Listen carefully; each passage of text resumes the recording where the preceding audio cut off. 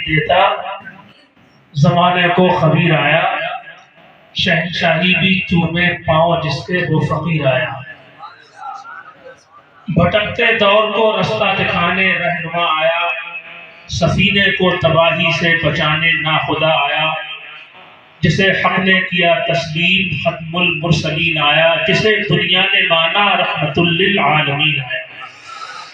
اس میں کوئی شک نہیں ہے کہ دنیا و آخرت کی صلاح و فلاح حضور رحمت عالم صلی اللہ علیہ وسلم کی اتباع اور ان کی پیروی میں ہے، اور ان سب باتوں کا خلاصہ اور نچوڑ یہی ہے کہ ہمیں کرنی ہے شاہ بطحا کی رضا جوئی، وہ اپنے ہو گئے تو رحمت پروردگار اپنی۔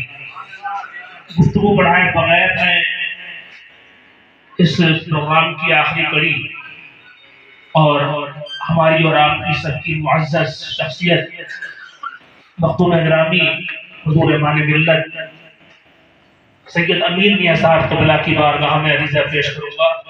دیکھیے، اس دور میں خانقاہیں تو بہت ہیں اور خانقاہوں سے ہم اہل سنت وابستہ ہیں، لیکن آج کل کے دور میں اگر کوئی خانقاہ تمہارا قوم اور ملت کا خیال رکھتی نظر آتی ہے عمومی طور پر تو ہمیں وہ خانقاہ برکاتیہ نظر آتی ہے۔ سب کو اپنی اپنی فکر ہے، پہلے سجادہ نشین ہوتے تھے، پھر گدی نشین ہوئے اور پھر اب گدے نشین ہو گئے، لیکن اس دور میں جسے قوم کی فکر ہے، مذہب کی فکر ہے، مسلک کی فکر ہے، تمہاری سماجی معاشی دینی ضرورتوں کی فکر ہے، تمہیں کامیاب کرنے کی فکر ہے، تو وہ خانقاہ برکاتی ہے۔ پروردگار عالم اس کا سایہ ہمارے سروں پر قائم رکھے اور اس کے فیضان سے ہم کو مالا مال فرمائے، مستفیض فرمائے۔ بلا کسی تاخیر کے حضور ہمارے ملت تشریف لا رہے ہیں، آپ ان کی گفتگو اور قیمتی باتیں سماعت فرمائیں۔ نعرہ تکبیر، نعرہ رسالت، نعرہ رسالت، نعرہ تکبیر، نعرہ رسالت، مسجد کے اعلیٰ حضرت، بادشاہ کا ہندوستان اور نعرہ برکات، عشق اکبر، حضور کا دامن، حضور کا دامن۔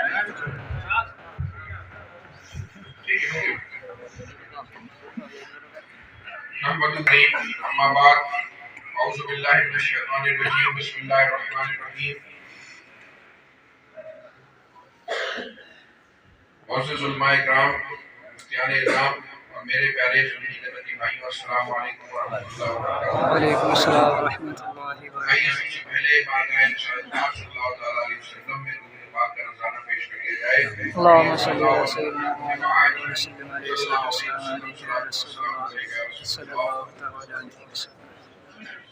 آج مدرسہ رضویہ برکات العلوم کے اس وسیع اور اس ہال میں ماشاءاللہ اتنی بڑی تعداد میں اپنے بھائیوں کو دیکھ کر بہت ہی خوشی حاصل ہو رہی ہے کہ آپ نے اس یوتھ ویک کو کامیاب بنانے کی پوری کوشش کری، اور اس سخت سردی کے ماحول میں اتوار کے ایک دن چھٹی کا ملتا ہے اور ہمارے نوجوان اتنی بڑی تعداد میں اپنے اپنے گھروں سے، اپنے اپنے محلوں سے، اپنے علماء اکرام کی رہنمائی میں یہاں پر تشریف لائے۔ ہم آپ سب کے شکر گزار ہیں۔ ابھی 3-4 دن پہلے علی گڑھ میں ریکروٹمنٹ ہوئی تھی، اب انشاءاللہ کچھ دنوں بعد بڑودہ میں، گجرات میں ہوگی، مہاراشٹر شریف میں ہوگی۔ یہ ہم نے کوشش کی ہے اور علماء اکرام نے مل کر کہ اپنے نوجوانوں کو، جو نوجوان ہمارے قوم کا مستقبل ہے، جو نوجوان اس قوم کے ہونے والے قائد ہیں، جن کے ہاتھ میں قیادت ہے اور جو اگر سمجھ گئے تو پوری قوم سمجھ جائے گی، اور خدا نخواستہ جو اگر صحیح راستے میں نہ رہے تو پوری قوم ڈگمگا جائے گی۔ ان کو ڈائریکٹ ایڈریس کرنے کے لیے اس طریقے کی یوتھ میٹ ہر شہر میں انشاءاللہ ہر محلے میں کوشش کری جا رہی ہے کرنے کی، کیونکہ ہمارے جلسوں کا اب یہ حال ہو گیا ہے کہ عموماً ہمارے جلسے رات کے 9 بجے شروع ہوتے ہیں اور مین مقرر جو آتا ہے وہ 1 بجے رات کو آتا ہے۔ تو جتنے بھی پڑھنے لکھنے والے بچے ہیں آپ لوگ اور صبح اپنے بزنس میں جانے والے، وہ لوگ 11-12 بجے جا کے سو جایا کرتے ہیں اور انہیں کوئی میسج ہی نہیں مل پایا کرتا ہے۔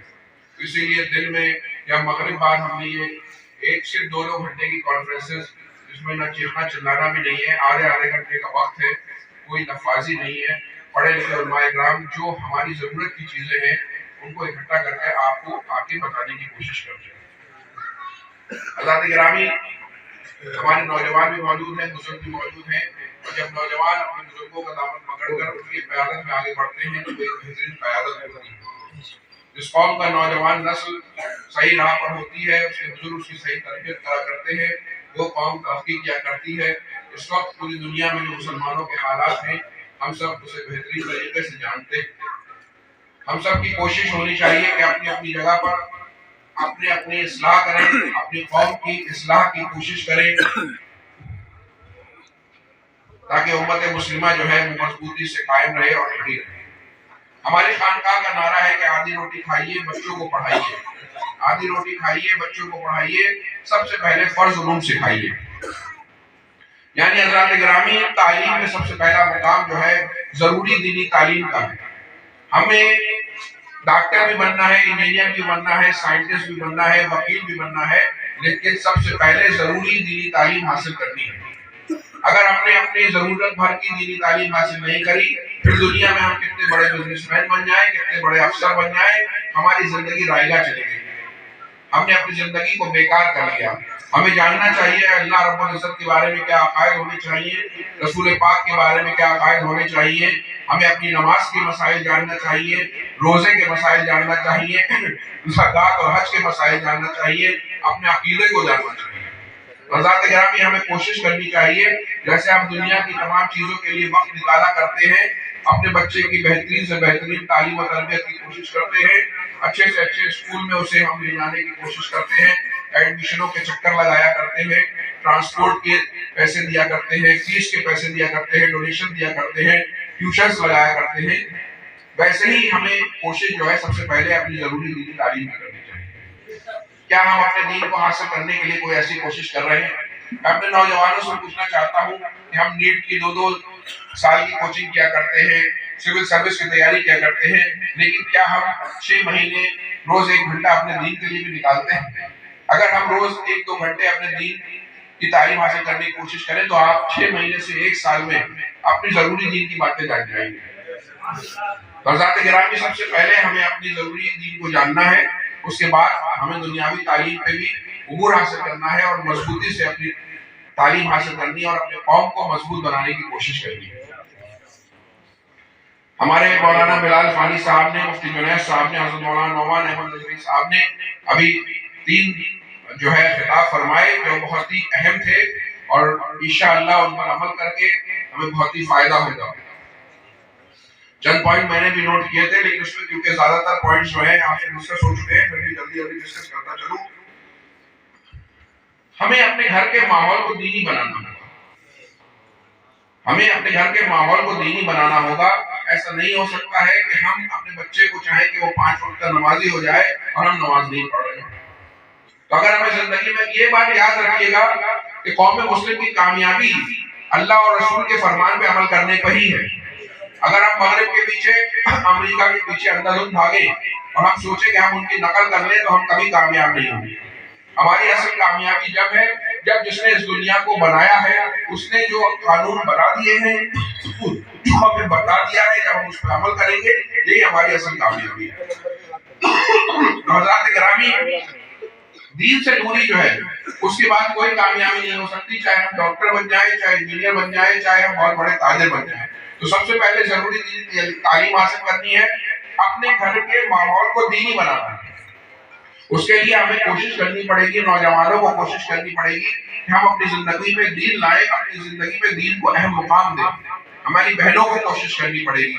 ایسا آج کل آپ دیکھتے ہیں کہ کبھی کبھی خبریں آتی ہیں کہ کچھ ہماری بچیاں جو ہیں وہ ادھر چلی گئی ادھر چلی گئی. آپ یہ بتائیے کہ پہلی بات تو بہت بڑی تعداد میں ایسا ہو نہیں رہا ہے کہ بدنام کرنا اور مسلمانوں کو پریشان کرنے کے لیے کرایا گیا، لیکن اگر جہاں بھی ایسا ہوتا ہے تو اس میں بڑی حد تک ہم خود ذمہ دار ہیں کہ ہم نے اپنے گھروں کے ماحول کو بچپن سے دینی نہیں بنایا. ہم نے حلال اور حرام کا فرق نہیں بتایا، ہم نے محرم اور نامحرم کا فرق نہیں بتایا، اور ہم نے یہ نہیں بتایا کہ ایمان ہماری سب سے بڑی دولت ہے. حضرات گرامی، یہ دکان، یہ مکان، یہ دولت، یہ شہرت، یہ بزنس، یہ سب بعد میں ہے. سب سے بڑی دولت ہماری ایمان ہے. اور دنیا میں کامیابی یہی ہے کہ ہم اس دنیا سے ایمان کی حالت میں اس دنیا سے چلے جائیں تبھی ہم کامیاب ہیں۔ اگر ہمارے بچوں کو معلوم ہو کہ کسی غیر مذہب میں اگر ہم جا رہے ہیں اور اپنے مذہب کا اس میں سودا کر رہے ہیں تو ہمارا ایمان ہی چلا جائے گا، تو ہماری دنیا کسی کام کی نہیں۔ اگر بچپن سے یہ انہیں ذہن دیں گے کہ ایمان کی کتنی اہمیت ہے تو کبھی کوئی بچہ یا بچی غلط قدم نہیں اٹھائے گا۔ حضرات گرامی، ہمیں اپنے گھروں کے ماحول کو دینی بنانا ہوگا، اپنے گھر میں شریعت کے مطابق عمل کرنا ہوگا۔ اس کے لیے ہم سب کو قربانیاں دینی ہوں گی، ہم سب کو اپنے گھر کے ماحول کو دینی بنانے کی کوشش کرنی ہوگی۔ میری نوجوانوں سے گزارش ہے کہ آپ لوگ آگے آئیں گے، جب اپنے آپ کو دینی بنائیں گے، اپنی مساجد میں آپ کی حاضری ہوگی، اللہ کے حضور جب 5 دفعہ آپ سجدہ کریں گے، اپنی زندگی میں حلال و حرام کا فرق جانیں گے، ایمانداری سے تجارت کریں گے، دین کی تعلیمات کو عام کرنے کی کوشش کریں گے، تو انشاءاللہ ہمیں یہ کامیابی ملے گی۔ خدمت خلق میں ہمیں آگے آنا ہوگا۔ ابھی حضرت فرما رہے تھے، حدیث سے بھی بیان کر رہے تھے، ہمیں اپنی قوم کو آگے بڑھانے کے لیے خدمت خلق کرنی ہوگی، ہمیں ایک دوسرے کا ساتھ دینا ہوگا، ایک دوسرے کو آگے بڑھانے کی کوشش کرنی ہوگی۔ ہمیں دیکھنا ہوگا کہ سماج میں اگر اللہ نے ہمیں دیا ہے، ہمارے کوئی بھائی کے پاس ہم سے کم ہے، لیکن اگر وہ آگے بڑھ سکتے ہیں، ان کے بچے، ہمیں ان کو آگے بڑھانے کی کوشش کرنی ہوگی۔ قوم کے ایک فرد پہ کام کرنا ہوگا، تب یہ جا کے ہماری قوم ترقی کرے گی۔ ایسا نہیں ہے کہ صرف ہم ترقی کرنا ہے تو بلکہ ہمیں اپنی پوری قوم کی ترقی کی پلان بنانا ہوگا اور سب کو انفرادی کوشش کرنی ہوگی، تب جا کے انشاءاللہ ہماری قوم ترقی کرے گی۔ تجارت اور ہنرمندی سیکھیے، بیکار مت بیٹھیے۔ بہت سے ہمارے بھائی ہیں 25-25 30 سال کے ہو جاتے ہیں، نہ تو بزنس میں جا رہے ہوتے ہیں، نہ پڑھائی کر رہے ہوتے ہیں، بلکہ گھر میں بیٹھے رہتے ہیں اور ماں باپ کے لیے بوجھ بننے کی کوشش کرتے ہیں۔ ماں باپ کی مجبوری یہ ہوتی ہے کہ وہ کچھ کہہ نہیں سکتے، کہتے ہیں تو گھر چھوڑ کے جانے کی بوجھ دے دیتے ہیں۔ حضرات گرامی، کوشش کیجیے، ہنر سیکھیے، اور اگر تعلیم حاصل کر رہے ہیں تو ایمانداری سے تعلیم حاصل کریے۔ صرف یہ نہیں کہ ایڈمیشن لے لیا، 4 سال بعد ہمارے پاس ڈگری ہو جائے گی، لیکن ہم کسی لائق نہیں، نوکری کا انٹرویو نکال نہیں پا رہے، پھر ویسے ہی پڑھے ہوئے 2 لاکھ روپے خرچ کرنے کے بعد۔ تو اگر کسی کورس میں ایڈمیشن لے لیا تو اسے سیکھنے کی کوشش کیجیے۔ ضروری نہیں ہے کہ ہر آدمی ڈاکٹر، انجینئر، وکیل بن جائے، بلکہ 50 ایسے کورس ہیں جو 12ویں کے بعد بھی ہوتے ہیں، 10ویں کے بعد بھی ہوتے ہیں، جس میں آپ اپنا بہترین کیریئر لے سکتے ہیں، جیسے کہ ڈی فارما کا کورس ہے، فزیو تھراپی کا کورس ہے۔ اگر انسان MBBS نہیں کر پا رہا تو BAMS آیورویدک میڈیسن کا کورس ہے، BOMS ہے یونانی میڈیسن کا کورس ہے، BHMS ہے ہومیوپیتھی کا کورس ہے، بہت سارے ڈپلوما ہے، الیکٹریشین کا ڈپلوما ہے، پلمبر کا ڈپلوما ہے، کمپیوٹر کے کورس ہیں، اکاؤنٹس کے کورس ہیں، 50 ایسے کورس ہیں جس میں کم خرچے سے آپ محنت کر کے بہت آگے بڑھ سکتے ہیں۔ نرسنگ کے کورسز ہیں۔ تو ہمیں طے کرنا ہے کہ ہمیں کرنا کیا ہے، اور اس سلک میں ہمیں آگے بڑھنا ہے اور محنت کرنی ہے۔ اساتذہ کے پڑھانے کے بعد ہمیں کم سے کم 1-2 گھنٹے سیلف اسٹڈی یعنی خود سے پڑھنے کے دینے ہوں گے۔ جب تک ہم خود محنت نہیں کریں گے ہم آگے نہیں بڑھ سکتے۔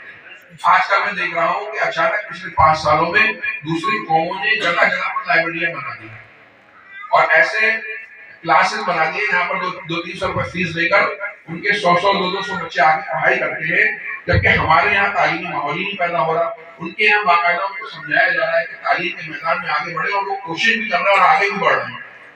ہمیں بھی ضرورت ہے کہ ہم آگے بڑھیں۔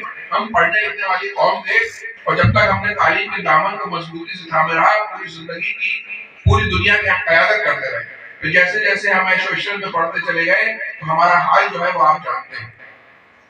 ہمارے ایسے مدارس ہوا کرتے تھے، مدرسہ نظامیہ بغداد میں ایسے مدرسے ہوا کرتے تھے کہ اس کے بارے میں لکھا گیا ایسا لگتا تھا کوئی شہر ہو۔ بڑے بڑے ہال ہوا کرتے تھے، ہزاروں کی تعداد میں طلبہ پڑھا کرتے تھے۔ ایک ہال ایسا ہوا کرتا تھا میٹنگ کا کہ اس میں 10,000 طلبہ ایک ساتھ آ جائیں۔ آپ سوچیے یہاں 250-300 طلبہ کا ایک اتنا بڑا ہال ہے، تو جس میں 10,000 آ جائے وہ کتنا بڑا ہوگا۔ ایسے ہال ہمارے مدارس میں ہوا کرتے تھے، کوئی یونیورسٹیز ہوا کرتی تھی۔ آج دنیا کی بڑی سے بڑی یونیورسٹیز میں اتنے بڑے ہال نہیں ہوں گے۔ پوری دنیا سے طالب علم وہاں آگے پڑھا کرتے تھے۔ ہم نے ہر مسجد میں لائبریریاں قائم کر رکھی تھی۔ ہماری لائبریریاں اتنی بڑی بڑی ہوا کرتی تھی کہ اس میں 18 لاکھ 40 لاکھ کتابیں ہوا کرتی تھی۔ اگر صرف ہم لائبریریوں کی فہرست دیکھی جائے تو 44 کتابوں میں ان کی فہرست آیا کرتی تھی۔ ہم اتنی پڑھنے لکھنے والی قوم تھے۔ ہماری یونیورسٹیوں میں پوری دنیا کے طلبہ جو ہیں وہ آیا کرتے تھے۔ یورپ کے کرسچن بادشاہ اپنے بیٹوں کو ہمارے اساتذہ کے بعد بھیجا کرتے تھے، خط لے کے کہ آپ برائے کرم ہمارے بچے کو اپنے مدرسے میں جگہ دے دیں، اپنی یونیورسٹی میں جگہ